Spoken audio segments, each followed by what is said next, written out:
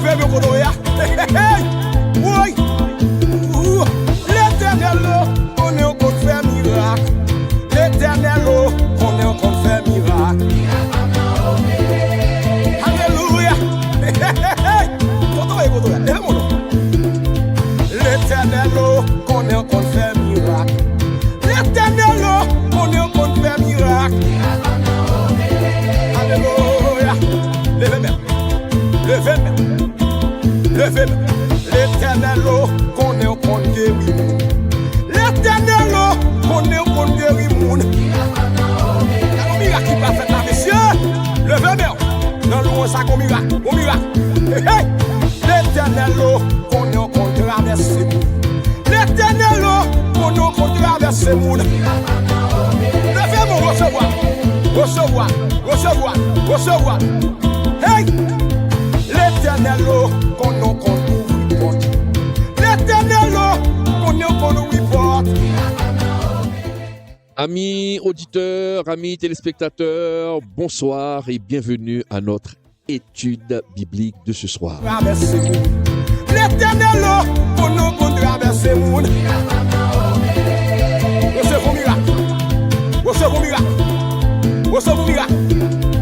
L'éternel, qu'on est en train de péter porte. L'éternel, qu'on est en train de péter porte. Avec vous, le pasteur Claude Emmanuel Camille. Encore une fois, nous allons faire une étude biblique sur la famille. Et le titre de notre étude de ce soir, mes chers amis, c'est « Le secret spirituel pour réussir une vie de couple ». Alors, nous allons voir ce soir quel est ce secret. Tout le monde qui m'a dans photo, tout le monde qui m'a dans péristyle, tout le monde qui m'a dans cimetière, c'est qu'on libère qu'on y a. Hey! L'éternel, qu'on est en train de libérer. L'éternel, qu'on est en train de mettre pour libre. Levez-moi photo, et alors, levez-moi, levez-moi. Merci d'être encore avec nous ce soir, mes chers amis, pour notre étude biblique. Et ce soir, nous allons parler encore de la famille et nous allons voir le secret spirituel pour réussir une vie de couple. Le secret spirituel pour réussir votre mariage. Beaucoup de mariages, malheureusement, sont détruits à cause de ce secret spirituel. Je m'adresse particulièrement ce soir aux couples chrétiens, mais un couple qui n'est pas chrétien peut aussi prendre part à cette étude. Je vous demanderai de partager l'étude pour l'édification d'un grand nombre de foyers. Bien-aimés téléspectateurs, téléspectatrices, auditeurs, comme je viens de dire ce soir, nous allons parler d'un sujet que tout le monde vit, mais peu de personnes comprennent vraiment ce qu'ils doivent faire ou ce qu'elles doivent faire pour réussir leur mariage. Il y a beaucoup de tensions, de frustrations dans les couples chrétiens et malheureusement, selon les statistiques, les recherches, donc les chercheurs disent qu'il y a beaucoup plus de divorces chez les chrétiens que chez les incroyants. C'est vraiment grave. Donc, ce soir, nous allons voir le secret spirituel pour réussir. Il y a un élément important pour réussir un mariage. Je pourrais même dire c'est un élément fondamental. Il y a d'autres éléments, mais cet élément-là est fondamental pour réussir sa famille, pour réussir, mes chers amis, et une vie de couple. Mes chers amis, et nous allons parler de ce qui fait que certaines maisons deviennent des lieux de paix et que d'autres deviennent des champs de bataille. Pourquoi dans certains couples, c'est l'harmonie, certains couples chrétiens, c'est l'harmonie, et pourtant, dans d'autres, c'est la division, la haine, le mépris. Quelle est la cause et quel est ce secret, mes chers amis? Beaucoup de chrétiens prient, des chrétiens qui font face à des difficultés. Ils prient beaucoup, beaucoup jeûnent, beaucoup demandent à Dieu de bénir leur foyer. Mais peu de personnes, malheureusement, savent qu'il existe, un principe spirituel fondamental que Dieu regarde avant même d'exaucer nos prières, avant même d'exaucer certaines prières. Quel est ce principe? Le principe n'est autre que l'unité. C'est un secret spirituel pour réussir un mariage.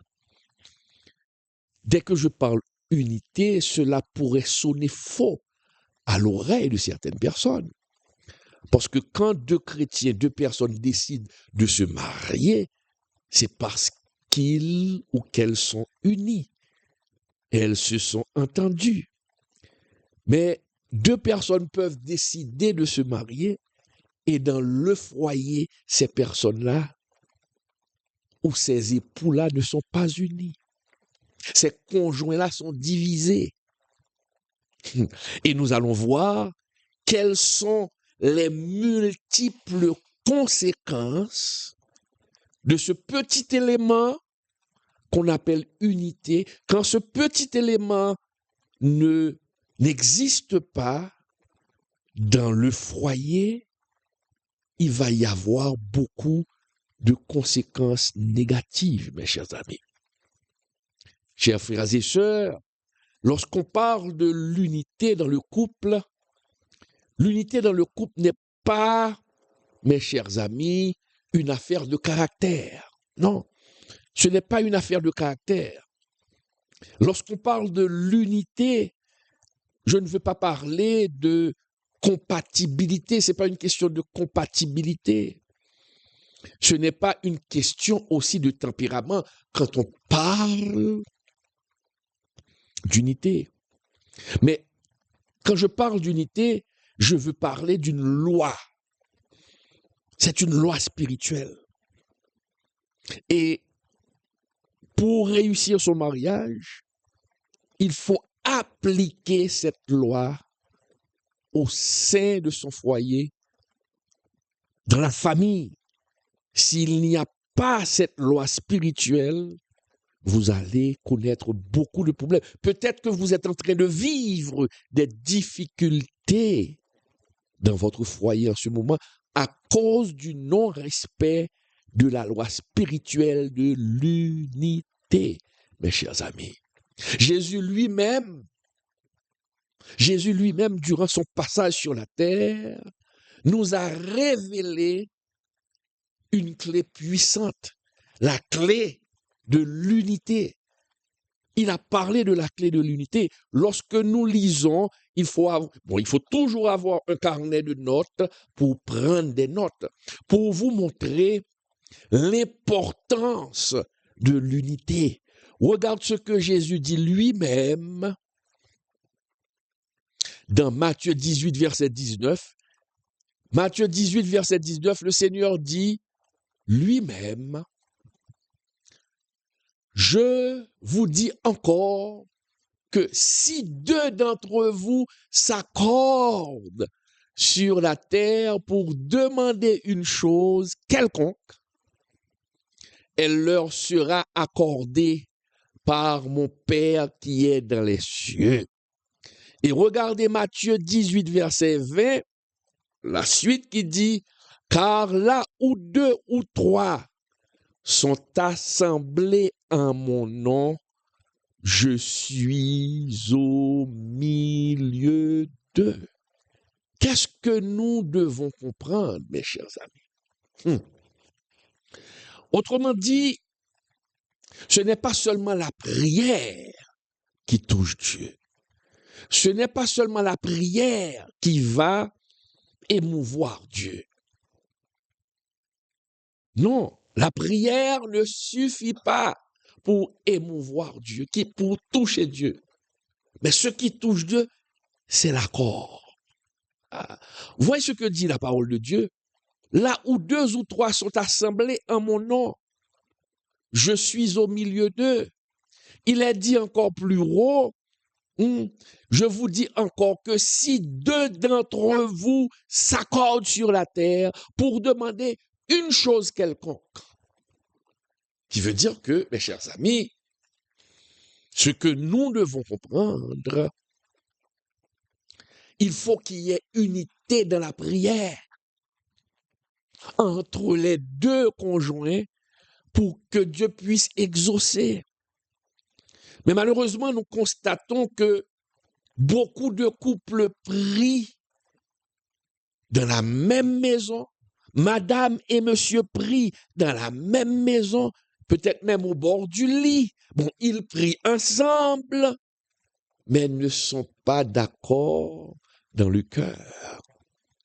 Ou ne demandent pas la même chose. Mais c'est grave. Comment s'adresser à Dieu qui est trinitaire, un Dieu trinitaire, qui fait un plaidoyer pour l'unité parmi les hommes? Dieu déteste la division. Et voilà que 2 chrétiens, madame et monsieur, sont en train de prier le Seigneur et ils ne s'accordent pas pour demander la même chose. Madame est en train de prier dans son coin, demande ses petites affaires à Dieu. Monsieur est en train de prier dans son coin, demandant aussi à Dieu ses petites affaires qui ne correspondent pas aux petites affaires de madame. Désaccord. Désaccord. Et il est clair, quand l'unité se brise, quelque chose se bloque dans le ciel. Comment dormir sur le même lit et quand on va prier, les prières sont différentes. Les prières sont différentes. Regarde ce que dit la parole. La parole est claire. Ce principe est fondamental, pour ne pas dire vital. L'unité. Regarde encore ce que dit la parole de Dieu. 1 Pierre 3, verset 7. 1 Pierre 3, verset 7 est clair, mes chers amis. 1 Pierre 3, verset 7 dit clairement, regardez, Marie, vivez avec vos femmes, avec sagesse, en leur portant honneur. Et à la fin du verset, la parole est claire. Afin que vos prières ne soient pas entravées. Il faut souligner ça. Afin que vos prières ne soient pas entravées. Regarde ce que dit la parole. Si nous prenons un temps pour réfléchir, pour que nos prières ne soient pas entravées, la parole de Dieu ici ne dit pas afin que vos prières soient moins puissantes. Mais la parole de Dieu dit afin que vos prières ne soient pas bloquées, en d'autres mots, pour que vos prières ne soient pas bloquées. Qui veut dire que vous devez vous unir. Vous devez honorer votre femme et pour qu'il y ait unité, pour qu'on demande la même chose. Si monsieur et madame sont divisés, qu'est-ce qui va se passer? Vos prières seront bloquées. Le ciel ne va pas répondre parce qu'il n'y a pas unité entre nous. entre monsieur et madame. Maintenant, tu dois faire une rétrospective sur ta personne, madame, rétrospective sur ta personne, monsieur, pour savoir est-ce que nous prions dans le même sens? Et ce qui constitue le blocage du foyer. Donc, on peut prier ensemble, on peut chanter, on peut servir à l'église. Mais le ciel peut être fermé à cause de la manière dont le monsieur traite sa femme ou que la femme traite son monsieur. On est à couteau tiré. Il y a beaucoup de froideur. Et l'on prie. On se met à genoux et l'on prie. Avec le cœur gros. Comment voudriez-vous obtenir la grâce de Dieu? Et c'est l'une des raisons des tensions qui existent, mes chers amis, dans beaucoup de foyers. Dans beaucoup de foyers. Directement, parce que lorsqu'on est uni avec son homme, lorsqu'on est uni avec sa femme, cela touche le cœur de Dieu. Parce que la relation conjugale touche directement le cœur de Dieu. Si cette relation est saine, vous allez toucher Dieu. Ah, est-ce qu'on est là? Et Dieu ne répond jamais. Dieu ne soutient jamais. Dieu n'agit jamais, mes chers amis, dans un climat de discorde. Et c'est pourquoi nous prions beaucoup, mais nous n'arrivons pas à obtenir. Nous prions beaucoup, mais nous n'arrivons pas à être exaucés parce qu'il y a discorde entre monsieur et madame. Ils ne s'entendent pas. Et la prière ne peut être écoutée parce qu'il y a discorde. Regardez quelque chose. Je vais vous montrer la puissance de l'unité. Si nous lisons par exemple dans Genèse 11, verset 6, qui parle du tour de Babel. Lisons. Genèse 11, verset 6, qui nous dit, regardez, voici, ils forment un seul peuple et ont tous une même langue, et rien ne les empêcherait de faire tout ce qu'ils auraient projeté. Il faut comprendre, mes chers amis, ce passage. C'est un texte troublant, mes chers amis. C'est pour vous montrer que lorsqu'on s'unit même dans le malheur, même dans le mal, pardon, lorsqu'on s'unit même dans le mal, ça peut marcher, parce qu'on est unis. Regardez en Haïti, les gangs s'entretuaient. Il y avait toujours des guerres entre les gangs, entre les chefs de gang. Mais regardez, ils ont décidé de s'unir et ont donné naissance à ce qu'on appelle, et j'ai même oublié le nom, vivre ensemble. Les gangs se sont unis, il y a eu unité des gangs pour faire le mal. Et cela a marché. Et cela marche. Et ça marche. Donc, on peut voir, même pour un projet mauvais, Dieu reconnaît la puissance de l'unité. Car dans la tour de Babel, le peuple parlait une seule langue, il y avait unité, mais ils se sont servis de cette unité pour défier Dieu. Donc, si l'unité dans le mal peut marcher, alors, mes chers amis, mon frère, imagine ce que Dieu peut faire dans un couple qui est uni en Christ. Il peut faire beaucoup de choses. Mes chers amis, un couple ne fonctionne pas dans l'addition. On n'ajoute pas, on n'additionne pas. Le couple est un. Et c'est pourquoi il est dit dans la Bible, l'homme quittera son père et sa mère et s'attachera à sa femme. S'attachera à sa femme. Regarde ce que dit la Bible. Regarde ce que dit la Bible. Ce soir, nous faisons parler la Bible pour vous montrer l'importance de l'unité dans le foyer. Un seul, regardez, lorsqu'on est unis, dans Deutéronome 32, verset 20, Deutéronome 32, verset 20,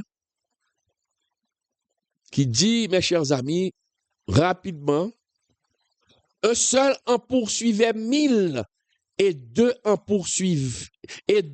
faisaient fuir 10 000. Ouais, un seul poursuivait 1000 et deux en faisaient fuir 10 000. Donc, vous voyez l'importance de l'unité.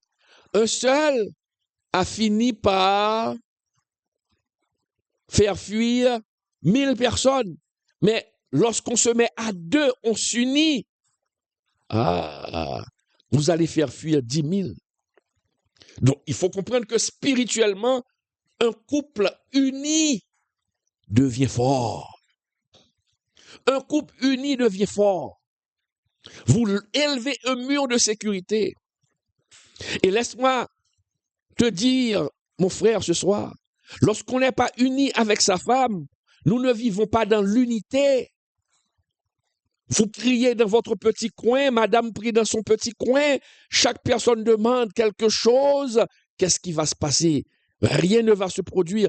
Et le diable aime ces genres de division. C'est à ce moment qu'il entre dans le foyer. Tu donnes accès au diable lorsque tu n'es pas uni. Lorsque tu n'es pas uni. Maintenant, nous allons voir maintenant les différentes caractéristiques de l'unité. Qu'est-ce qu'il faut faire pour qu'il y ait unité?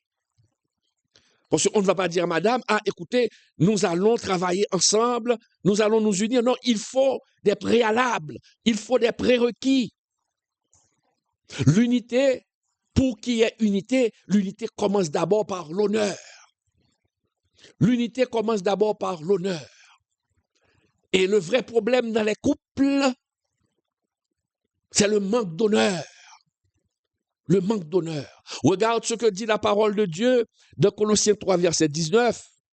Le manque d'honneur. Colossiens 3, verset 19, qui nous dit, mes chers amis, Colossiens 3, verset 19, qui nous dit, Marie, aimez vos femmes. Marie, aimez vos femmes. Et ne vous aigrissez pas contre elles. Marie, aimez vos femmes, mais ne vous aigrissez pas contre elles. Est-ce qu'on comprend ce que dit la parole de Dieu? Il y a des foyers qui sont détruits, des femmes qui divorcent, des hommes qui divorcent, mais il n'y a pas eu d'adultère. Le monsieur n'a pas trompé sa femme et la femme n'a pas trompé son mari, mais il y a divorce quand même. Pourquoi? Parce que, mes chers amis, ces foyers sont détruits par les paroles. Par les paroles, par les mauvaises paroles. Dans un foyer où il y a toujours des paroles blessantes qui blessent l'autre, si le mari prend l'habitude d'humilier sa femme, si le mari prend l'habitude de mépriser sa femme, si le mari ou la femme, les deux, prennent l'habitude d'utiliser des phrases blessantes, il ne pourra pas y avoir d'unité. Parce que l'unité commence par l'honneur. Il faut honorer sa femme. Il faut honorer sa femme.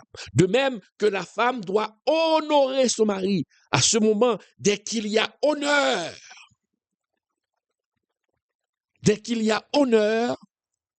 eh bien, pas de problème, on peut s'unir pour aller dans une même direction parce que mon mari m'honore, me respecte, on peut aller dans la même direction parce que ma femme me respecte. Donc, il doit y avoir honneur, mes chers amis.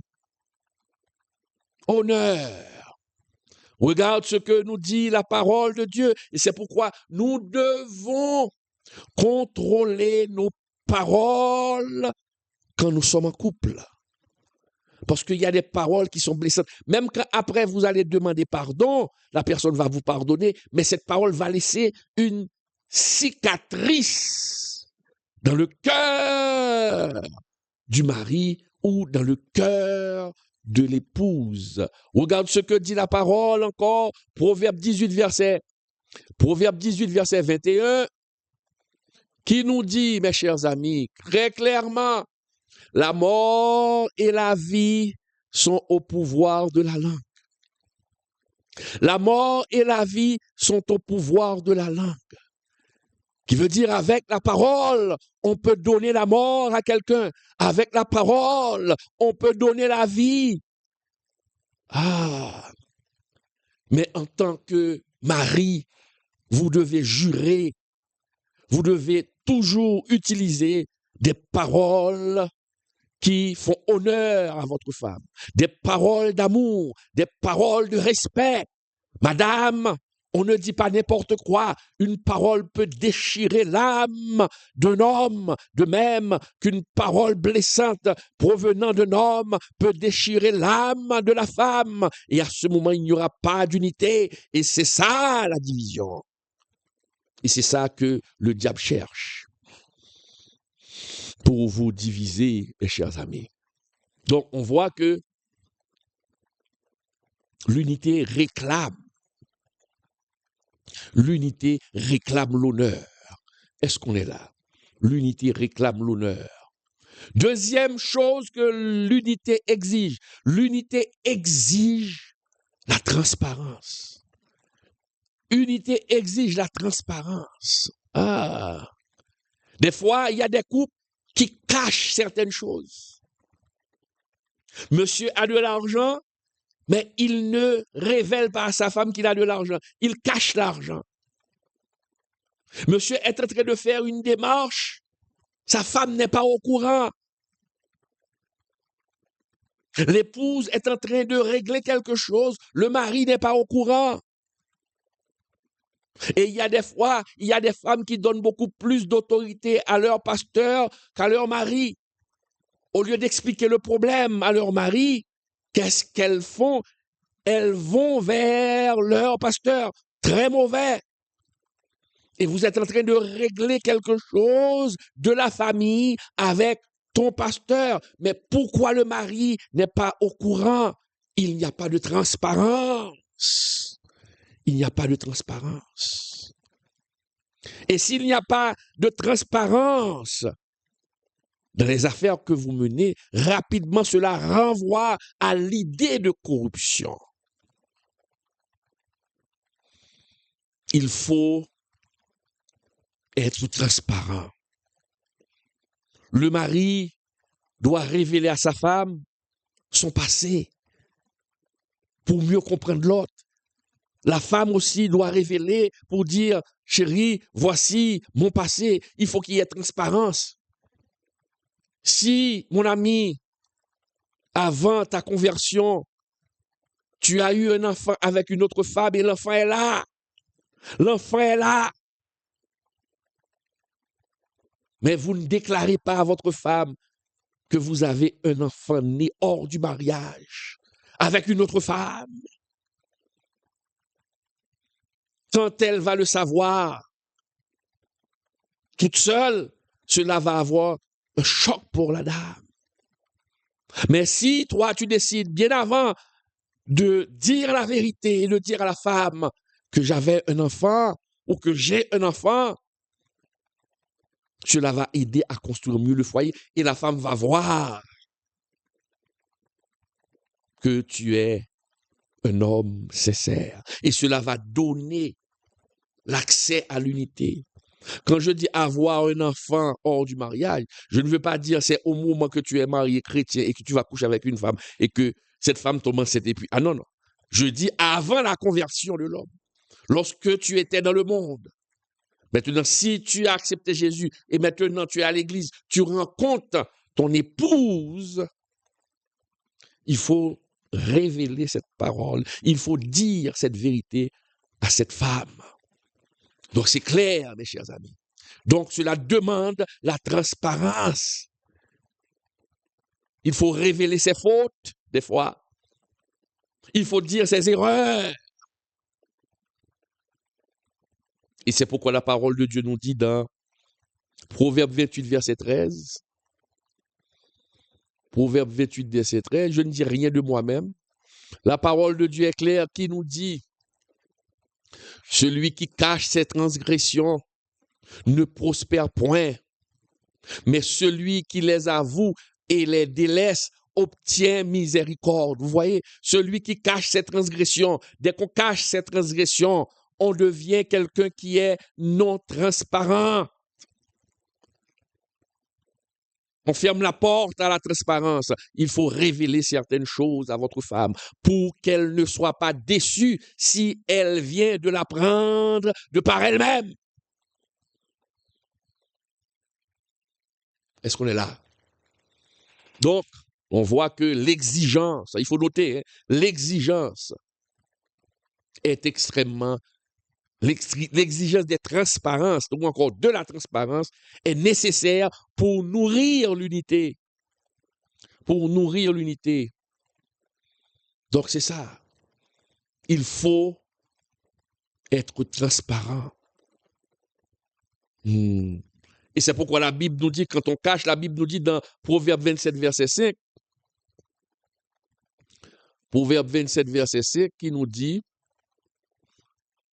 mieux vaut une reprimande ouverte qu'un amour caché. Ça, on peut parler de transparence, on peut parler de sincérité. Il faut dire à la personne si elle a fait quelque chose de mal, mais dire cette chose dans l'amour. Et c'est pourquoi la Bible nous dit, mieux vaut une reprimande ouverte qu'un amour caché, pour ne pas être un hypocrite. La personne vous a touché, la personne vous a fait du mal, mais vous gardez ça dans votre cœur, vous ne parlez pas. Votre femme peut-être vous a blessé, mais tu ne communiques pas avec elle pour lui dire, écoutez, je n'aime pas, et la femme ne communique pas. Et qu'est-ce qui va se passer? Chaque personne reste dans son coin avec quelque chose de caché. Cela ne fait pas preuve de transparence. Et cela va nuire au bon fonctionnement du foyer. Cela va vraiment nuire, mes chers amis, au bon fonctionnement du foyer. Pour ce faire, quand on parle, mes chers amis, la transparence, si quelqu'un vous a fait quelque chose de mal, si votre mari vous a dit quelque chose qui vous a blessé, vous devez avoir un franc-parler. La transparence, le franc-parler. Donc, écoute, autre élément qui peut nourrir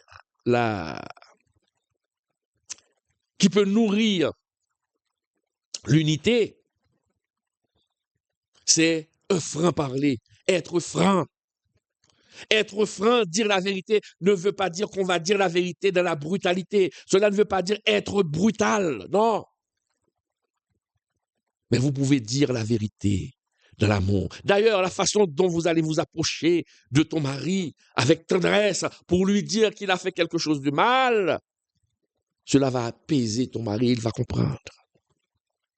Le mari, si ta femme a fait quelque chose de mal, au lieu de la mépriser, n'oublie pas l'unité. Tu dois être franc et dire, chérie, ce que tu m'avais dit m'avait beaucoup blessé. La franchise, et non pas avec brutalité. Non, ce que tu m'avais dit, c'est pas possible. Non, non, je vais te flanquer à la porte. Ah non, tu t'énerves. Tu sors de tes gonds. Non. La franchise. Il faut qu'il y ait franchise. On doit être franc. Et c'est ce que nous dit la Bible. Dire la vérité dans l'amour. Éphésiens 4, verset 15 nous le dit. Éphésiens 4, verset 15 nous le dit. Éphésiens 4, verset 15 nous le dit. Nous dit clairement, mais en disant la vérité dans l'amour. En disant la vérité dans l'amour. Est-ce que l'on comprend? Dire la vérité dans l'amour. Ça, c'est important. Ne pas blesser l'autre en disant la vérité. Être franc, mais dire la vérité avec beaucoup de tendresse. Parce que la vérité sans amour détruit. Détruit. Et l'amour sans vérité ment. L'amour sans vérité ment, mon frère, ma soeur. L'unité, un élément fondamental pour la réussite de votre mariage. Et l'unité, mes chers amis, se construit quand on apprend à parler vrai. Quand la femme apprend à parler vrai avec son mari. Sans détour, sans arrière-pensée. Parler vrai, mais avec douceur, comme vient de nous le montrer, comme vient de nous dicter, comme vient de nous enseigner la parole de Dieu, Éphésiens 4, verset 15, mais en disant la vérité dans l'amour. On est là?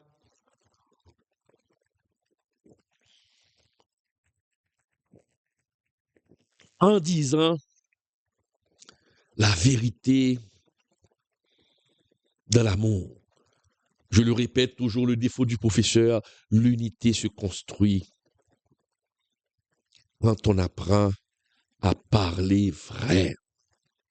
Maintenant, autre élément important pour nourrir l'unité, c'est l'accord. Pour s'unir, il faut nous accorder. Pour s'unir, il faut nous accorder. Il faut nous accorder pour s'unir. L'accord est indispensable pour marcher ensemble.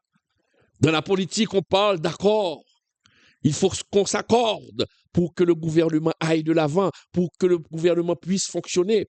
Et de même, dans le couple, les deux personnes mariées doivent s'accorder.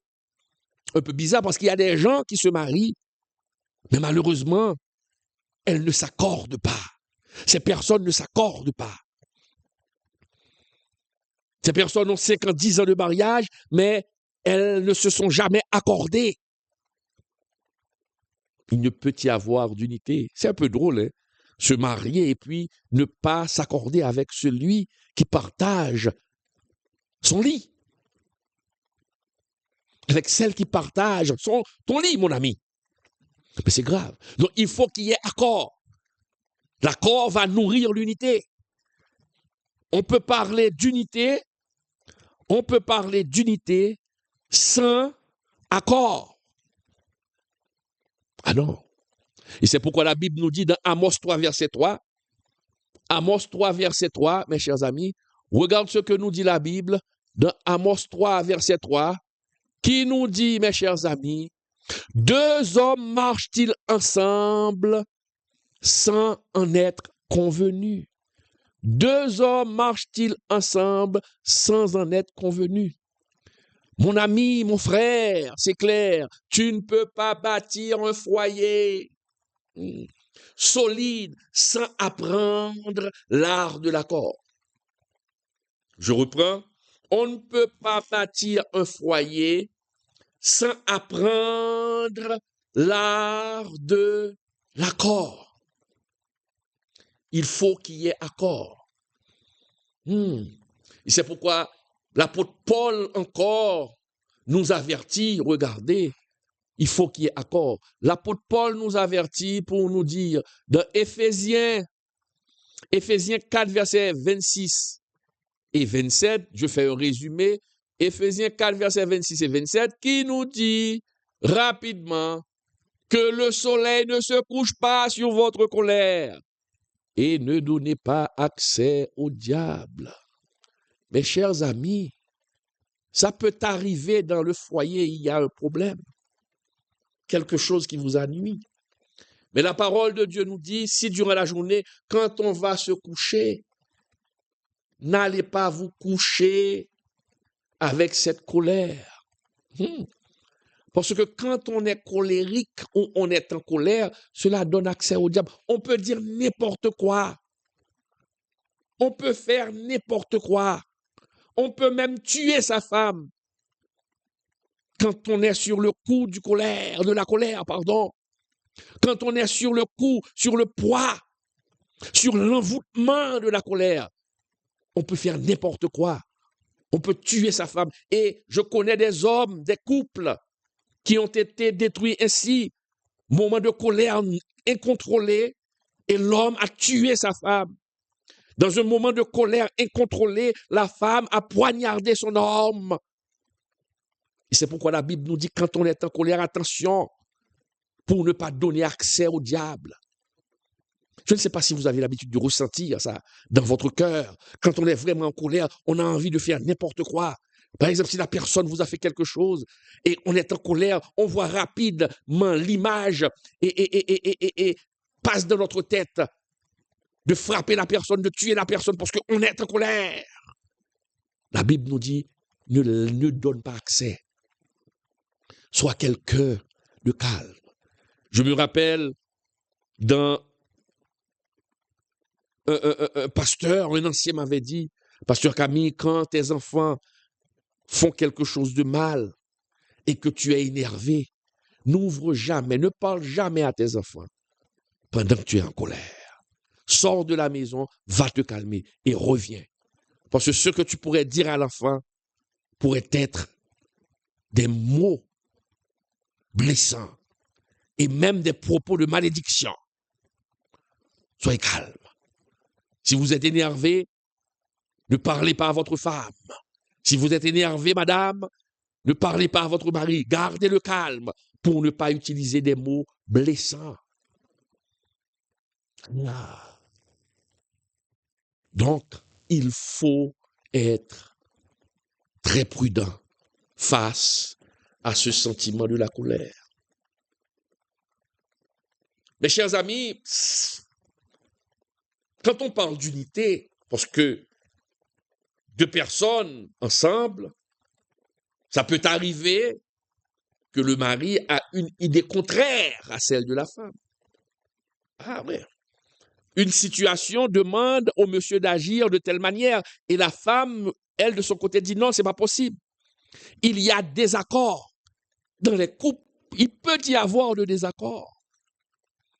Avoir un désaccord n'est pas un péché.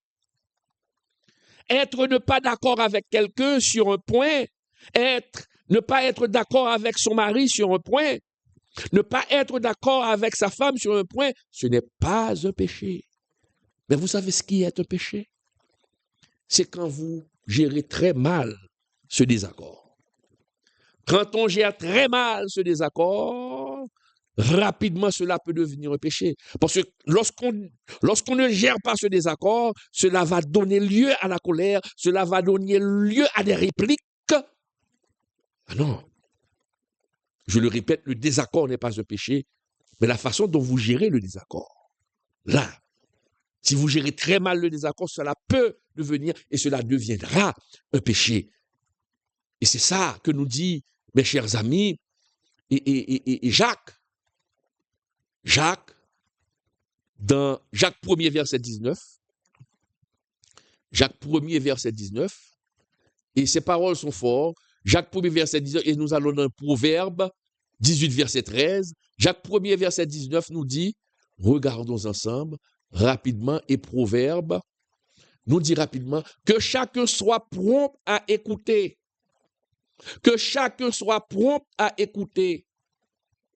L'un à parler, l'un à se mettre en colère. Ah. Et regardez Proverbe 18, verset 13, qui nous dit, Proverbe 18, verset 13, qui nous dit, celui qui répond avant d'avoir écouté fait un acte de folie et s'attire la confusion. Et c'est ce qui arrive souvent. Et on accuse les femmes souvent de ce défaut, de répondre sans écouter. il faut savoir écouter. Et la parole de Dieu est claire. La parole de Dieu est claire, mes chers amis. La parole de Dieu nous dit, celui qui répond avant d'avoir écouté. Il faut apprendre à écouter.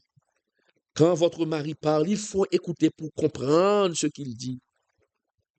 Quand votre femme parle, il faut écouter, monsieur, ce qu'elle dit. On ne peut pas interpréter quelque chose rapidement sans avoir bien écouté. Et dès qu'on parle d'écoute, on voit la compréhension. Il faut bien comprendre. Et c'est ce qui arrive aux couples. Les couples parlent beaucoup, mais n'écoutent jamais. Et pour pouvoir apporter les bonnes réponses, il faut savoir écouter, il faut comprendre, mes chers amis. Il faut comprendre. Et c'est pourquoi, mes chers amis, nous voyons ce soir l'importance de l'unité. Et l'unité doit se faire dans le respect de la hiérarchie que Dieu a donnée. Regardons, pour qu'il y ait unité, il faut respect de la hiérarchie. La Bible déclare, la Bible enseigne dans Éphésiens 5, 22. Éphésiens 5, 22. Et Éphésiens 5, 25, regardez, la Bible enseigne, mes chers amis, femmes, soyez soumises. Femmes, soyez soumises à vos maris comme au Seigneur. Et 25, maris, aimez vos femmes comme Christ a aimé l'Église. Ouais. Femmes, soyez soumises. Qu'est-ce que cela veut dire? Le modèle du leadership dans la maison, ce n'est pas le pouvoir. Quand on dit femmes, soyez soumises. La soumission ici ne veut pas dire obéir aveuglément. La soumission ne veut pas dire que le mari doit se comporter en bourreau. Ici, lorsqu'on parle de soumission pour la femme et l'autorité pour l'homme, l'homme ne doit pas prendre l'autorité comme un pouvoir, comme un sujet de domination, non.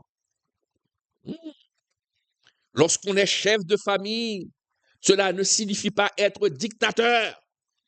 Il y a des hommes, je ne les comprends pas.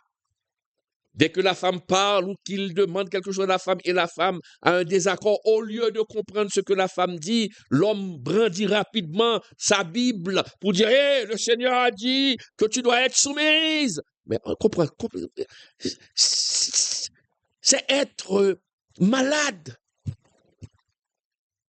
La Bible parle de soumission, mais la Bible ne dit pas que la femme devient esclave. La soumission, selon la Bible, le mot grec ou le terme grec qui traduit soumis, c'est oupotasso, qui veut dire la femme donne volontairement ses droits à l'homme, parce que l'homme, elle aime l'homme. La femme a des droits, mais par amour, elle vous donne ses droits. Et tu ne dois pas utiliser ses droits dans l'objectif de devenir un dictateur, de la dominer, c'est pas bon. Et c'est pourquoi, au verset 25, il est dit, ouais, Dieu crée l'équilibre. Dieu crée l'équilibre, mes chers amis. Au verset 25, Dieu dit, Marie, aimez vos femmes. Voyez l'équilibre, c'est ça l'équilibre. Donc vous devez aimer vos femmes. Mes chers amis, vous devez aimer vos femmes. Donc, c'est ça. La femme doit être soumise, écoutée. Mais le mari, de son côté, comme on vient de voir, doit écouter pour comprendre et pour agir favorablement envers sa femme. Favorablement. Des fois, la femme demande quelque chose de simple, vous fait voir quelque chose, mais puisque je suis homme, non, je n'écoute pas. Il faut écouter sa femme, parce que Dieu nous a dit qu'il a mis sa femme, la femme auprès de l'homme, pour être une aide. Il y a beaucoup d'hommes de Dieu, de ma connaissance, qui sont tombés dans le piège parce qu'ils n'écoutent pas leur femme. Parce qu'ils n'écoutent pas leur femme. Ils ont une mauvaise compréhension de la soumission. Ils ont une mauvaise, je parle des hommes, ils ont une mauvaise compréhension du leadership. Ah non, il faut analyser quand la femme vous demande quelque chose, quand la femme vous dit de faire quelque chose, il faut analyser pour voir ce qu'elle dit, si c'est bien. Et si c'est bon, il faut obéir. Et c'est pourquoi Dieu avait dit à Abraham dans Genèse 21, verset 12, Genèse 21, verset 12, Dieu avait dit à Abraham, accorde à Sarah tout ce qu'elle te demande. Accorde à Sarah tout ce qu'elle te demande.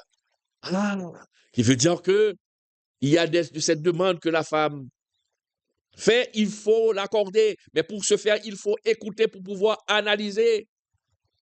Et Jésus rappelle, mes chers amis, à qui l'on a beaucoup donné, on demandera beaucoup. Voilà. Il faut obéir. Il faut apprendre à écouter son épouse. Cela peut vous éviter de nombreux pièges de l'ennemi. Et c'est seul dans l'unité qu'on peut avoir, seul dans l'unité qu'on peut avoir, mes chers amis, ce couple idéal.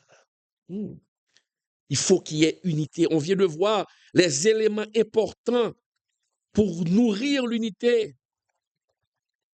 Pour nourrir l'unité. Et pour qu'il y ait unité, il ne faut pas que, et c'est ce qui arrive beaucoup, mes chers amis, dans les foyers. Des fois, la femme est en compétition avec son mari. Mais ce n'est pas possible. Comment être en compétition avec son mari? Parfois, le mari est en compétition avec sa femme. Le mari est en compétition avec sa femme. C'est grave. C'est grave.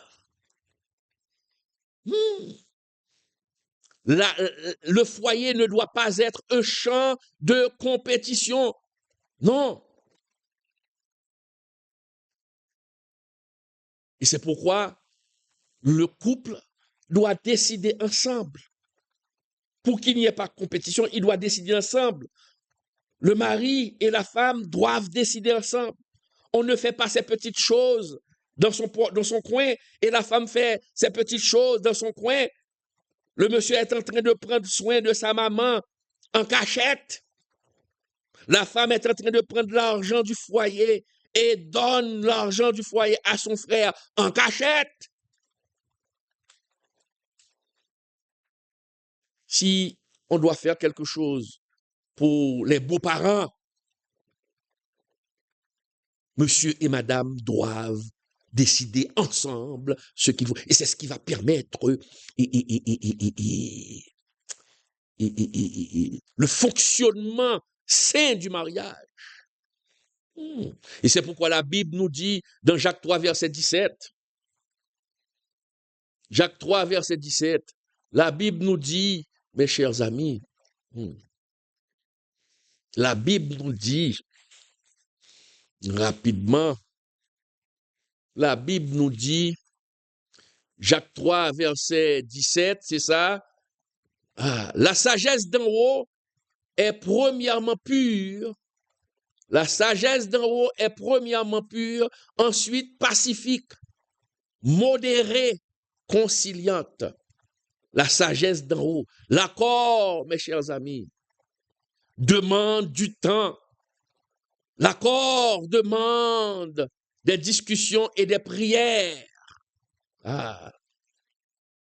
Il faut que le couple décide ensemble, mes chers amis. Décide ensemble. Et comme je l'ai dit tout à l'heure, il peut y avoir de désaccords. Il peut y avoir de désaccords. Quand il y a désaccord, on doit bien gérer le désaccord. Ça peut arriver que dans le couple, il s'est produit quelque chose et la femme s'est fâchée. Il s'est produit quelque chose, l'homme n'est pas content. Il y a une je ne dirais pas une division, mais il y a un malentendu qui crée pas une frustration, qui crée une tension, qui met le mari mal à l'aise, qui met la femme mal à l'aise. Qu'est-ce qu'on doit faire? L'unité. Pour garder l'unité, il faut la réconciliation. Il faut la réconciliation. Il faut le pardon. La réconciliation pour garder l'unité est une obligation spirituelle. S'il n'y a pas réconciliation, il n'y aura pas d'unité. Sans réconciliation, il n'y a pas d'unité. Lorsque l'autre blesse l'autre, il faut demander pardon.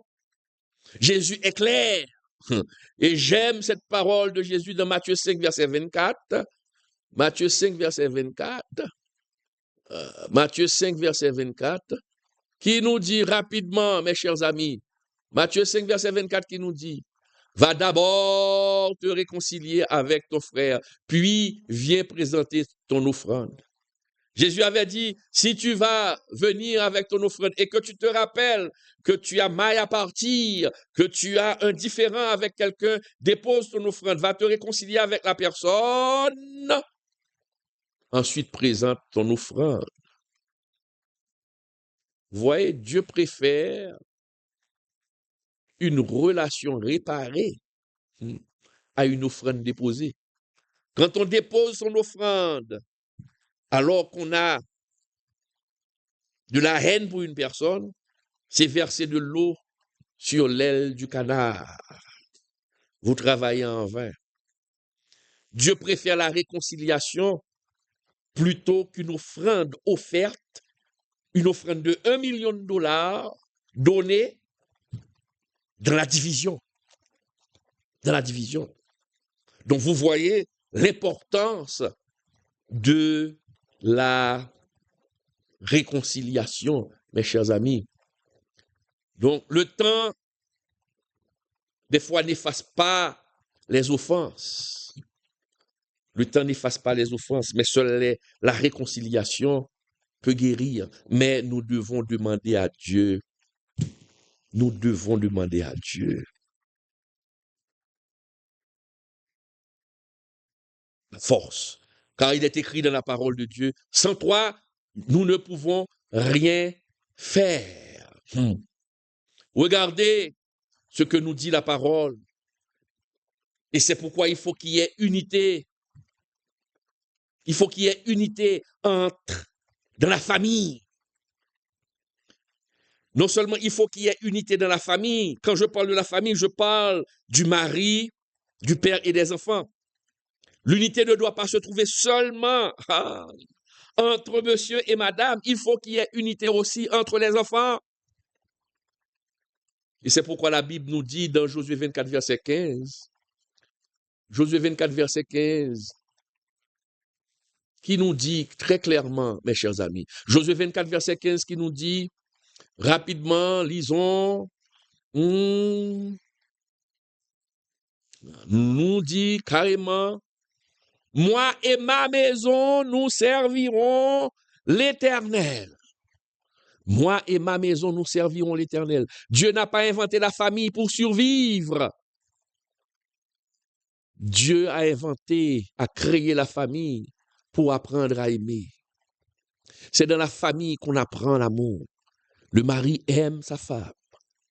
La femme aime son mari. Et monsieur et madame aiment leurs enfants. Aiment leurs enfants. Est-ce qu'on est là? Monsieur et madame aiment leurs enfants. Donc c'est ça. Et c'est la raison pour laquelle il faut consolider la famille pour qu'il y ait unité. L'unité dans la famille entre les maris et leurs enfants. Et c'est pourquoi la prière familiale protège la maison. Il faut prier ensemble pour protéger la maison de Dieu, pour protéger les enfants, pour protéger la famille. Il faut prier pour garder la maison sous la protection de Dieu. La parole nous dit, mes chers amis, la parole nous dit dans 1 Thessaloniciens 5, verset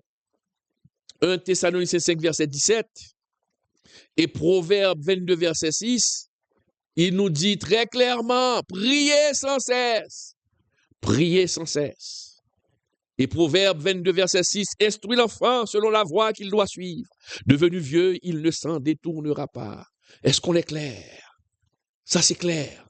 L'enfant ne va pas devenir quelqu'un de spirituel par hasard. Et c'est pourquoi nous avons cette responsabilité d'enseigner aux enfants la parole. Et c'est ce qui va garder. S'il y a unité entre monsieur et madame, et qu'il y a problème, il existe des frustrations chez l'enfant ou chez vos enfants, et qu'il n'y a pas d'unité entre vous et les enfants, il y a un problème. C'est la famille. Quand je dis vie de couple, cela ne veut pas dire les deux personnes seulement. S'il y a des enfants, le couple, les enfants font partie du couple. Ah. Et c'est pourquoi il est souvent dit, et la famille se compose des hommes, se compose de l'homme, de la femme et des enfants. Donc il faut élever les enfants dans un milieu spirituel. Et apprenez, même quand vous emmenez vos enfants à l'église, ce n'est pas suffisant. L'enfant peut écouter 20 000 sermons, cela ne touche pas l'enfant, cela ne change pas l'enfant. Mais quand la parole de Dieu vient de la bouche de la maman directement à la maison, quand la parole de Dieu vient de la bouche du père à la maison, ça a beaucoup plus d'influence, beaucoup plus d'impact. Et c'est pourquoi, je le dis souvent, les parents sont les premiers prédicateurs de leurs enfants. Et c'est pourquoi il est écrit dans Deutéronome 6, verset 6-7, la parole de Dieu nous commande même d'enseigner la parole à nos enfants. Il faut enseigner la parole à nos enfants. C'est ce que nous dit Dieu, que nous dit la parole de Dieu ici. On parle des enfants, tu les inculqueras à tes enfants. Tu en parleras quand tu seras dans ta maison. Ah. Donc, on a une responsabilité. Pour qu'il y ait unité entre les enfants, il faut enseigner la parole. Il faut enseigner la parole. Homme de Dieu, si tu es pasteur, ne te contente pas seulement de prêcher au peuple, il faut prêcher à la maison. Il faut enseigner la parole de Dieu à la maison. C'est ça. Il faut enseigner la parole de Dieu à la maison. À la maison.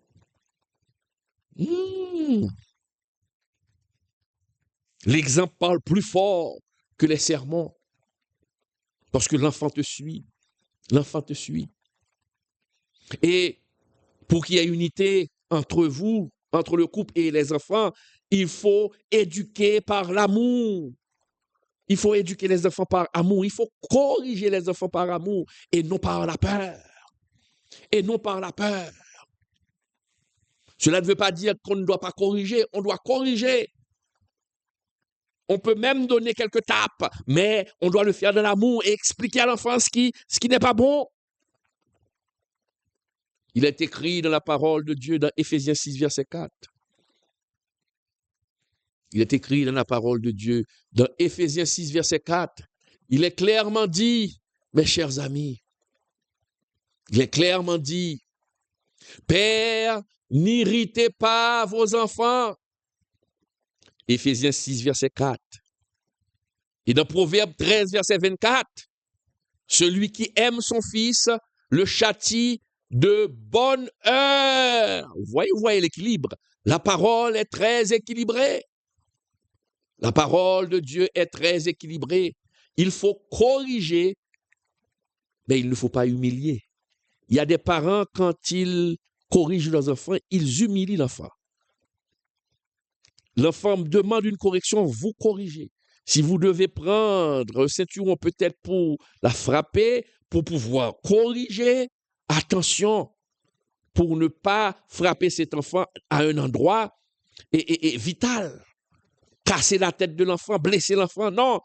Maintenant, vous êtes en train de corriger par la colère, par l'humiliation, c'est pas bon. Vous allez me dire peut-être que vous vivez aux États-Unis, aux États-Unis, les enfants, on n'a pas le droit de frapper, mais c'est pourquoi les enfants sont devenus aux États-Unis des délinquants. Ils finissent tous en prison parce qu'ils n'ont pas été corrigés selon la Bible. Corriger, oui. Humilier, non, on ne doit pas humilier les enfants. Et il faut apprendre quelque chose. Pour que l'enfant puisse suivre les pas du Seigneur, vous devez être pour l'enfant un exemple. Le couple doit être pour l'enfant un exemple. Parce que Jésus a clairement dit dans la parole de Dieu, dans Matthieu 12, verset 34, Matthieu 12, verset 34, la parole de Dieu nous dit, mes chers amis, c'est de l'abondance du cœur que la bouche parle. C'est de l'abondance du cœur que la bouche parle. Ah, qu'est-ce que j'ai dit? Les enfants apprennent par l'exemple. Ce que tu dis n'a pas vraiment d'effet. Mais si ce que tu dis est conforme à ton comportement et que l'enfant le voit, cela va avoir des impacts. Je me rappelle, ma première fille, elle avait 13 ans à l'époque, alors que je prêchais sur la famille dans une église, elle était là, 13 ou 12 ans. Et puis je parlais, je prodiguais des conseils aux parents d'enseigner la parole de Dieu à leurs enfants à la maison.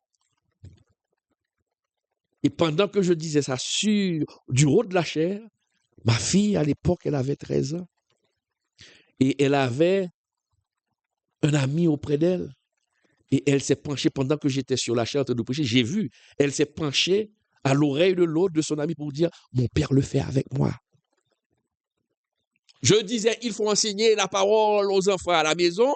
Et elle a dit, mon père le fait avec moi. Imaginez que j'étais sur la chair. Je disais, il faut enseigner la parole à vos enfants. Et puis, l'enfant dit, mais il ne l'a jamais fait. Est-ce qu'on est là?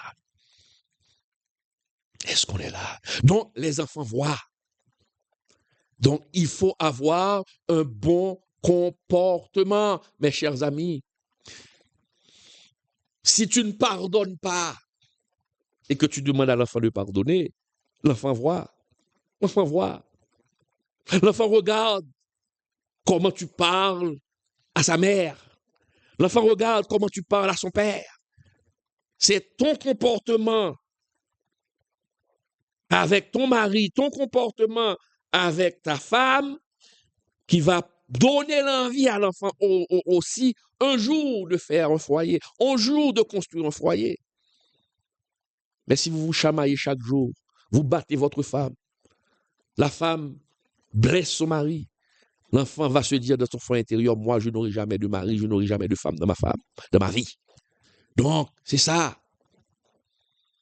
Si tu demandes à l'enfant de prier, l'enfant doit te voir en train de prier. Tu prêches par l'exemple, mon frère.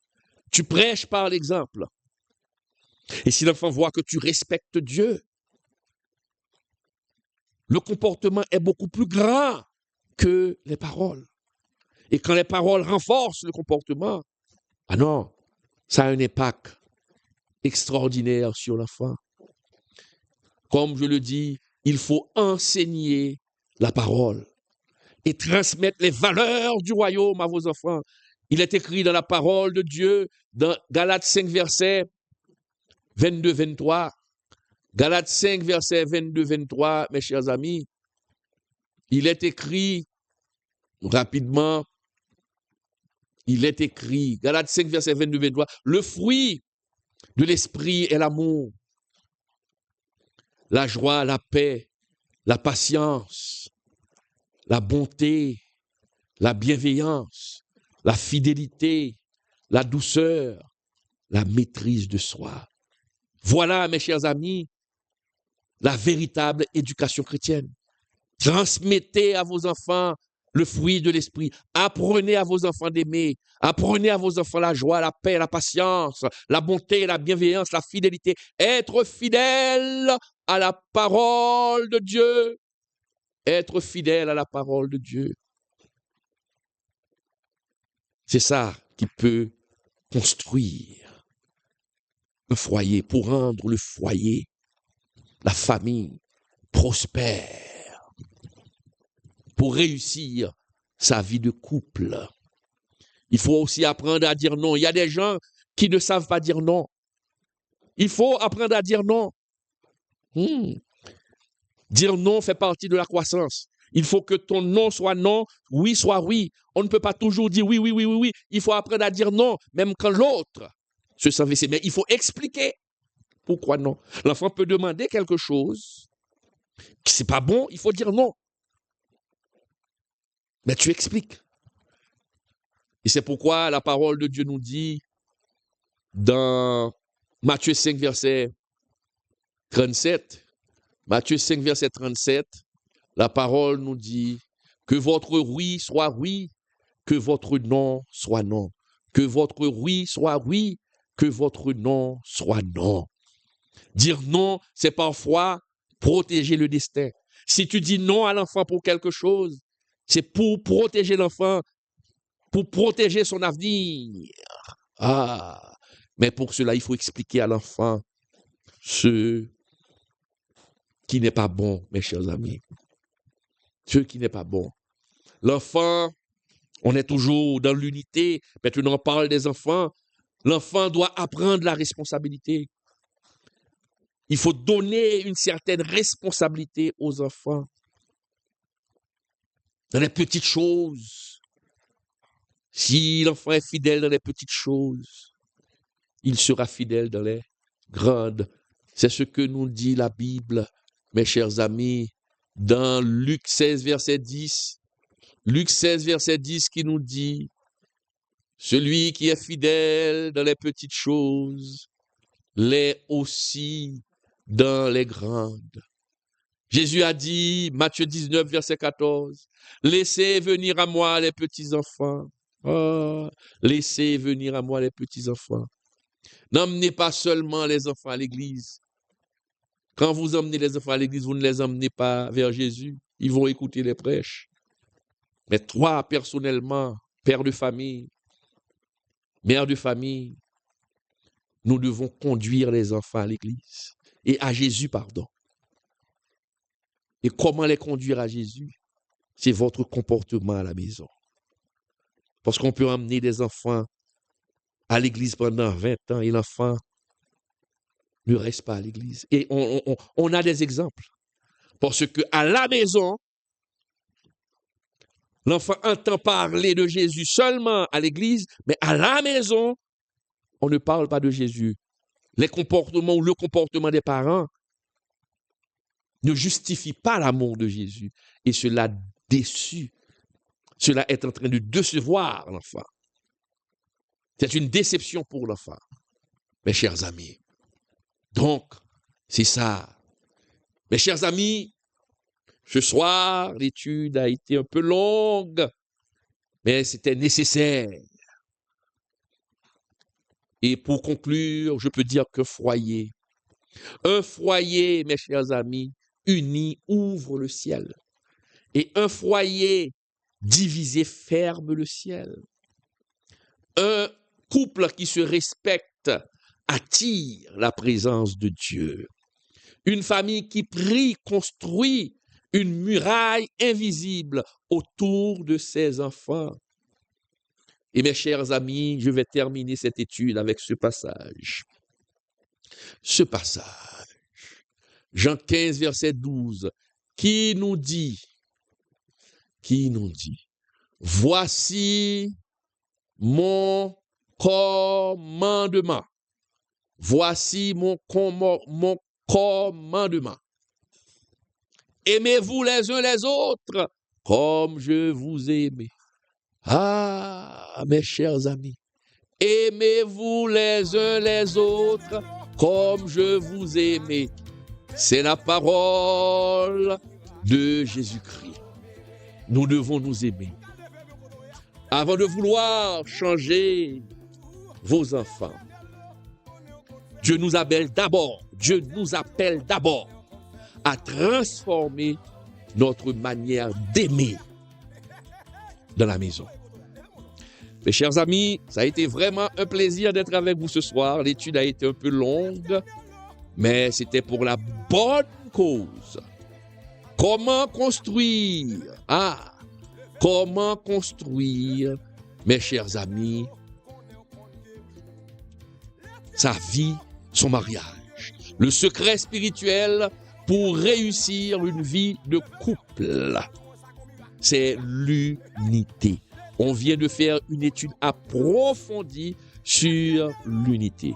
Merci, que Dieu vous garde, que Dieu vous protège et je vous dis à la prochaine. Bye bye. L'éternel, qu'on nous porte. Vous pouvez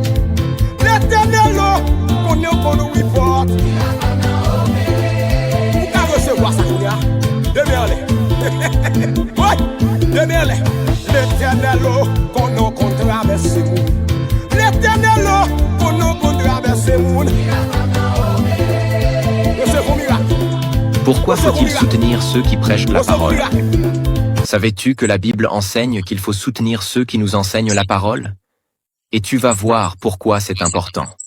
Dans Galates 6:6, il est écrit « Que celui à qui l'on enseigne la parole fasse part de tous ses biens à celui qui l'enseigne. » Cela signifie que lorsqu'on reçoit un enseignement spirituel, il est normal d'aider ceux qui nous instruisent.